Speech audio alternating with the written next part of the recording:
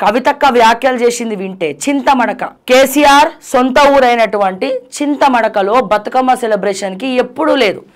గతంలో ఎప్పుడు కూడా చింతమడకలో కవితక్క ఆడలేదు పాడలేదు. ఏదో సరదాగా అట్లా పోయి ఉండొచ్చు ఏదైనా ఒక సందర్భంలో. కానీ ఈసారి స్పెషల్గా చింతమడకలో బతుకమ్మ సెలబ్రేషన్స్ జాగృతి అని చెప్పి ఎప్పుడో అనౌన్స్ చేసింది.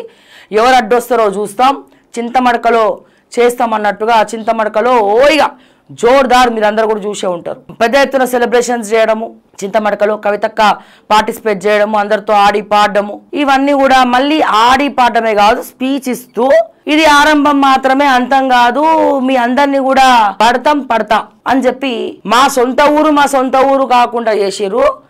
ఈ సిద్దిపేట మా సొత్తు అంటే మా సొత్తు అంటే తెలంగాణది కాదు, ఇక వాళ్ళదే.